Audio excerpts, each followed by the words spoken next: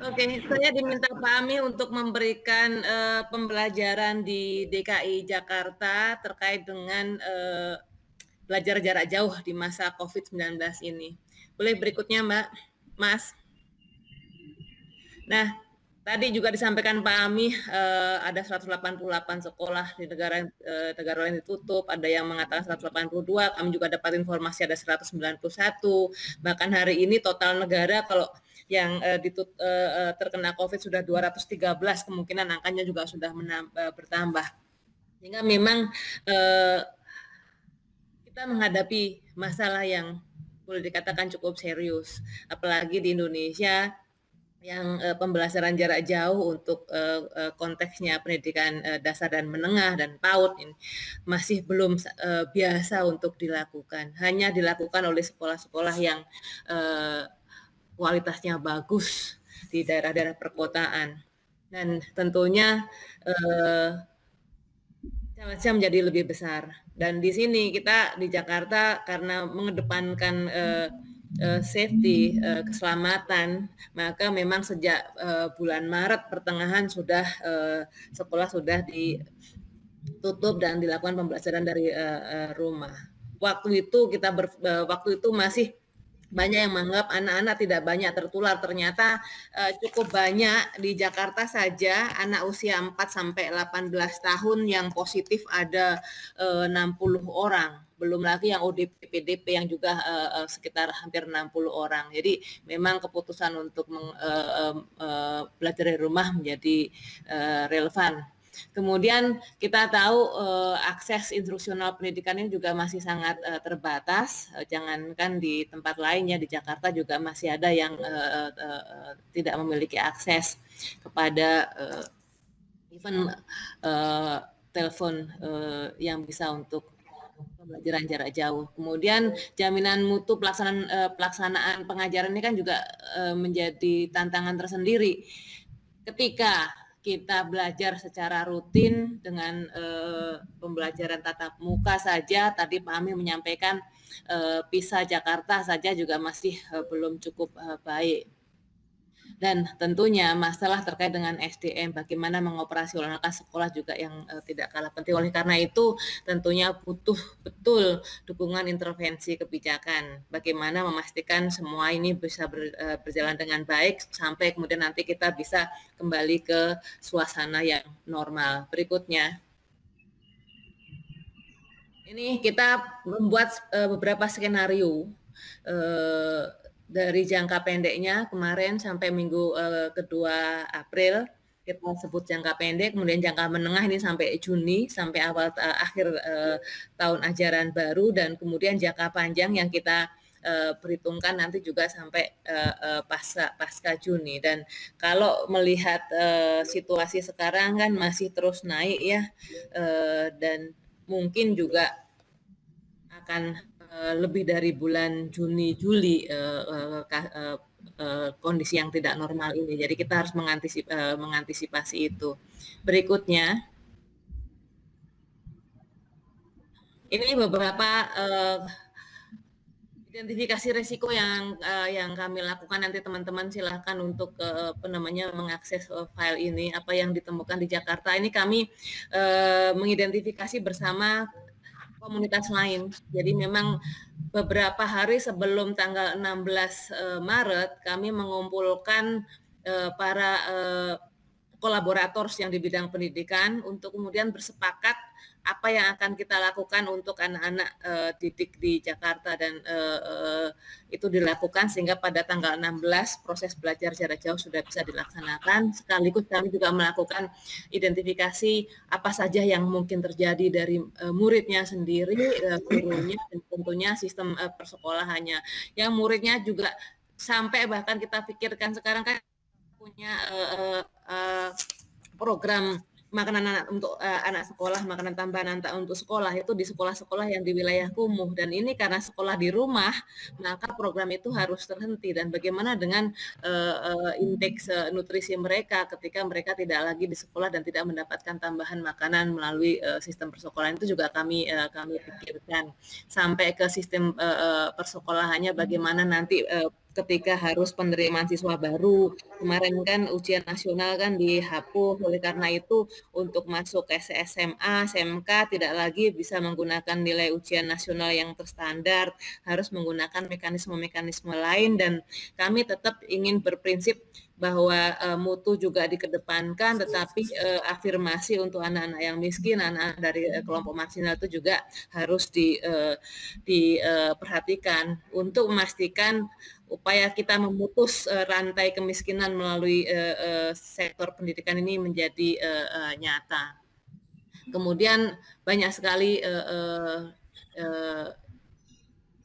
masalah-masalah yang perlu kita tengarai bersama, dan ini pembelajaran untuk teman-teman yang lain juga di provinsi lain yang mungkin lebih kompleks ya, karena berjenjang dikelola oleh level yang berbeda. Di PAUD, SD, SMP ada di kabupaten kota, SMA, SMK ada di provinsi. Tentunya ini membutuhkan koordinasi yang lebih kuat juga di level pemerintah daerah. Dan Jakarta ini kemudahannya karena banyak sekali kolaborator yang ada di Jakarta, banyak sekali NGO yang di bidang pendidikan yang ada di Jakarta. Jadi untuk mencari kerjasama ini relatif lebih mudah dibanding yang lain. Jadi teman-teman di daerah juga perlu menggandeng pihak-pihak lain untuk bisa memberikan kontribusi dalam pelaksanaan program belajar dari jarak jauh ini. Berikutnya, next. Nah, ini beberapa hal yang kami identifikasi untuk dilakukan dari mulai jangka pendek dan jangka menengah.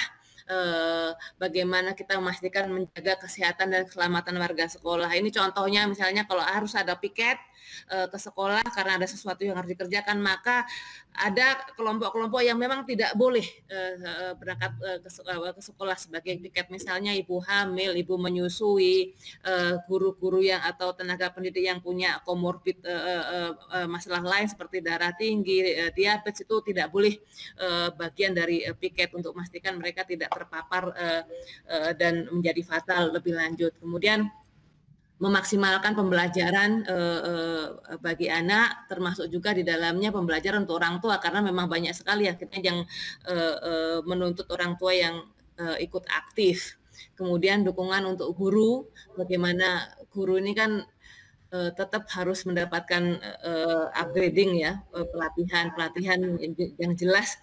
Tatap muka sudah tidak memungkinkan, oleh karena itu harus diikuti dengan pembelajaran lainnya. Kemudian dukungan kebijakan dalam konteks contohnya yang tadi PPDB baru yang mengadopsi penilaian-penilaian baru yang mungkin juga akan tidak langsung mulus di lapangan. Kemudian kebijakan lain misalnya karena kita tahu di Jakarta saja variasi kualitas layanan antar sekolah ini kan juga luar biasa, dari yang paling bagus sampai yang paling jelek ada di Jakarta. Ini kita tentunya butuh penanganan khusus untuk yang mandiri, yang sekolah yang bagus, mereka bisa kerja mandiri dan malah bisa membantu yang lain melalui sekolah kolaborasi. Kita lakukan program itu juga. Nah, yang lain-lainnya ini untuk jangka menengah ini April ini mulai sampai Oktober, kita juga membuat platform ini yang sedang digarap, Jak Edu kita sebutnya. Jadi kita harapkan semua jalur platform-platform yang lain itu ada di dalam pengelolaan satu pintu gitu dengan Jak Edu. Jadi semuanya bisa kita pantau bagaimana pelaksanaan lebih lanjut, dan ini dibantu juga dukungannya secara teknologinya oleh Jakarta Smart City. Kemudian untuk mereka yang tidak punya akses terhadap peralatan digital misalnya, ini kita identifikasi semua sekolah diminta untuk mendapatkan informasi berapa anak yang tidak punya even HP, tidak punya, keluarganya tidak punya, tetangganya juga tidak bisa dipinjami, itu ada tapi tidak sampai lebih dari 300. Sekarang sedang diverifikasi untuk mereka-mereka yang tidak memang punya akses itu, maka diberikan bantuan untuk distribusi alat-alat yang non digital. Kemudian pelatihan juga terus dilakukan baik untuk guru maupun untuk yang lain. Kita juga punya yang namanya beberapa level guru ya, guru yang untuk nantinya sebagai pembina juga disiapkan. Next. Berikutnya ini beberapa hal yang memang kita komit untuk kita laksanakan untuk jangka April sampai Juli yang menengah ini. Kita pastikan prosedur persekolahan bisa jalan, kemitraan strategis bisa dilaksanakan, kepegawaian aman, misalnya guru honorer dipastikan juga tetap mendapatkan gajinya meskipun mereka tidak sepenuhnya mengejar. Kemudian anggaran kita lakukan relokasi karena Jakarta ini APBD-nya kemungkinan besar jatuh luar biasa, bisa tinggal separuhnya saja sudah bagus gitu ya. Jadi tetap harus ada perubahan-perubahan. Toh misalnya seperti untuk biaya operasional kan tidak sama tentunya antara kalau pertemuan tatap muka dengan yang dengan tidak tatap muka. Ini kita juga mengalami perubahan. Kemudian kita siapkan nanti protokol kembali sekolah, sekolahnya siap pada saat COVID ini sudah berlalu, dan tentunya koordinasi dengan pusat tetap dijalankan. Ini kami juga dibantu oleh teman-teman yang memang membantu di pusat juga. Berikutnya. Next. Nah, ini peta jalan yang kita siapkan untuk yang masa jenjang menengah kemarin, dari mulai bagaimana mengatur sistem rekognisi bagi teman-teman yang ada di gugus tugas pendidikan, kemudian kemitraan strategis kemarin dengan berbagai macam lembaga kita perkuat. Nanti saya tunjukkan beberapa yang terlibat, kemudian mengenai anggarannya, kemudian bagaimana dengan protokol kembali ke sekolah dan sebagainya. Ini kita siapkan, dan memang mau tidak mau detail harus dilakukan. Berikutnya. Next. Ini terkait dengan dukungan untuk guru dan tenaga kependidikan. Ini juga untuk memastikan guru-guru ini kompetensinya juga tetap baik, kemudian keterlibatan dan motivasi guru ini juga harus dijaga. Bagaimanapun juga kejenuhan itu pasti ada, dan yang tentunya punya challenge yang berbeda lah antara menghadapi murid di jarak dekat dengan murid dengan jarak jauh ini. Kemudian tetap akuntabilitas harus jalan. Ini Pak Amih dan teman-teman ini barangkali juga perlu dibantu juga di pusat bagaimana memastikan akuntabilitas profesi ini tetap jalan, asesmen tetap jalan, tetapi tentunya dengan mekanisme yang berbeda, dengan penilaian yang berbeda, dan ini membutuhkan ide-ide baru ini Pak Amih. Kemudian sistem insentif guru ini juga tentunya tidak kalah penting untuk dilakukan. Nah, yang terakhir yang terkait dengan dukungan alat belajar non digital tadi yang saya sampaikan. Next.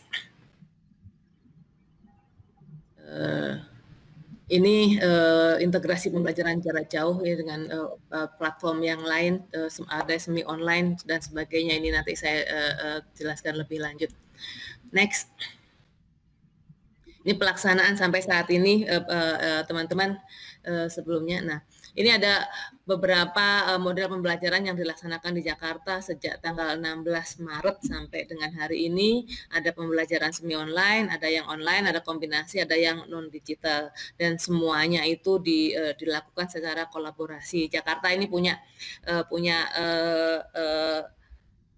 city branding sekarang, Jakarta Kota Kolaborasi. Jadi kita memang mengundang sebanyak mungkin kolaborator untuk membantu Jakarta dalam membangun Jakarta di semua bidang, termasuk di dalamnya pendidikan. Berikutnya. Berikutnya, nah untuk yang semi offline ini kita ada SMS, ada telepon, ada WhatsApp group, kemudian juga pengiriman buku fisik ke modul pembelajaran yang ke rumah. Nah, yang paling banyak digunakan ini WhatsApp menurut Ibu Kepala Dinas Pendidikan, karena mayoritas memang lebih aktif di WhatsApp dan mudah untuk berbagi sharing bahan-bahan pembelajaran. Kemudian ada tim khusus yang menyiapkan konten. Ini yang memang dibangun, dan kontennya dari mana? Kontennya dari berbagai macam platform yang lain. Ini ada contohnya Sekolahmu, ini yang sangat banyak membantu kami, Keluarga Kita, Neopard, Wekido, seluruh rumah belajar juga dipakai nih Pak Hasan, Ruang Guru juga sebagian. Ini cukup banyak, Genius juga dipakai, dan ini materi-materi ini disiapkan sedemikian rupa sesuai dengan jenjang pendidikan. Nanti saya bisa share lebih lanjut berikutnya. Kemudian yang online ini seperti yang tadi Pak Hasan sampaikan, di Jakarta ini memang banyak kita pakai platform yang digital. Dari rumah belajar, aplikasi Si Pintar, itu masing-masing jenjang beda-beda, ada yang untuk semua jenjang, ada yang hanya jenjang-jenjang tertentu. Kemudian Google Classroom, ini semua jenjang, ini saya nanti bisa ceritakan sedikit. Quippers, Quizzes, Wekido, Edmodo untuk SMK, Wekido ini juga untuk SMK, ini yang juga di dalamnya bisa lebih aplikatif, dan juga di dalamnya bisa untuk melakukan assessment terhadap kemampuan siswa. Kemudian Kemdikbud sendiri, modul dari Kemdikbud kita gunakan, Sekolahmu juga sangat banyak digunakan, kemudian Microsoft juga banyak yang menggunakan, plus pembelajaran kombinasi karena tidak semuanya setiap harinya menggunakan pembelajaran online dan yang non digital. Next. Berikutnya, nah ini tulis saja udah lewat nih tadi. Berikutnya, ini contohnya. Jadi teman-teman ini juga bisa dipakai oleh semua. Dari tanggal 16 Maret sampai hari ini kita terus-menerus membuatkan konten pelajaran untuk setiap harinya. Jadi memang bertahap, untuk minggu depan maka disiapkan minggu ini. Jadi tidak langsung sekarang sampai bulan Juni misalnya, tetapi hari per hari kita tambahkan satu demi satu, dan di dalamnya ini ada per jenjang, ada yang untuk siswa, ada yang untuk guru. Jadi teman-teman bisa ngambil dokumennya di sini, http://bit.ly rencana pembelajaran COVID DKI. Meskipun disebutnya COVID DKI, ini bisa juga dipakai untuk yang lain, dan banyak juga teman-teman dari daerah lain yang meminta untuk bisa mengakses ini. Kalau yang untuk Jakarta memang kami mintakan untuk login, bukan karena apa-apa, karena untuk melihat berapa orang guru yang dan murid yang mengakses materi ini. Jadi dengan login itu untuk bisa mengukur keaktifan, meskipun tidak semuanya, meskipun ini bisa juga diakses tanpa login. Saya Pak Ami, Pak Tatang, Pak Hasan juga bisa mengakses dari sekarang. Next. Berikutnya. Nah, ini contoh-contoh alat. Kami dapatkan bantuan juga dari organisasi namanya Kuak, itu yang membantu bahan-bahan materi-materi yang non-digital yang kita sebarkan untuk khususnya untuk sekolah-sekolah yang tidak bisa melakukan pembelajaran online, dan juga anak-anak dari keluarga miskin. Dan ini bahan-bahan ini sedang diproduksi juga untuk diperbanyak, karena dianggap sebagai sangat bagus dan sangat diterima untuk oleh anak-anak. Next. Berikutnya. Ini contohnya bagaimana kami memonitor. Jadi setiap hari bisa ketahuan tuh berapa satuan pendidikan yang melapor tentang pembelajaran yang dilakukan, berapa yang melakukan semi online, berapa yang online, berapa yang kombinasi dan sebagainya. Dan memang belum semuanya bisa untuk kita pantau kinerja siswanya. ini sedang digarap, tetapi paling tidak kalau misalnya kita bisa memantau aktivitas di sekolah, paling tidak kita tahu bahwa oh sekolah sedang belajar, oh anak-anak juga sedang belajar. Dan kita sih inginnya nantinya kualitas dari proses pembelajaran itu juga bisa kita pantau. Mudah-mudahan ini kalau pusat tentunya bisa membuat yang lebih baik, jadi bisa dimanfaatkan oleh kami yang ada di daerah. Kalau monitoring terhadap hasil belajar oleh guru tetap dilakukan. Next, ini contoh berikutnya. Ini contoh yang Google yang tadi sampaikan saya akan Google membuatkan akun semua siswa dengan unique ID yang berbeda, unique ID tentunya. Guru juga dan tenaga kependidikan juga. Ini untuk memudahkan untuk anak-anak yang belum punya akun untuk bisa langsung bisa menggunakannya. Ini contoh yang sampai tanggal 27 April kemarin total akun yang login 44% gitu ya. Ini jadi hal-hal seperti ini dilaporkan secara kontinu untuk melihat progres perkembangannya. Ini JB itu maksudnya Jakarta Barat, karena di Sudin itu ada dibagi-bagi, ada Jakarta Barat 1, Jakarta Barat 2, dan sebagainya. Dan K1000 itu Kepulauan Seribu. Jadi dengan adanya laporan seperti ini secara reguler kami tahu ada perkembangan apa di sekolah. Next. Berikutnya. Ini contoh lagi berapa penggunaan dari Google. Ini contohnya yang untuk tanggal 25 April kemarin Gmail yang sudah mengakses yang menghidupkan akunnya ada 23.000, Google Calendar ada 27.000, ada 24.000 Google Classroom. Ini seperti ini juga bisa dilakukan oleh teman-teman di daerah nanti dengan Google. Mereka sangat aktif untuk membantu, dan yang selama ini sampai sekarang semua platform yang kami gunakan ini tanpa bayar. Kita dibantu untuk bisa memberikan layanan yang lebih baik pada anak-anak di masa COVID ini. Itu saja Pak Amih sharing dari kami di Jakarta.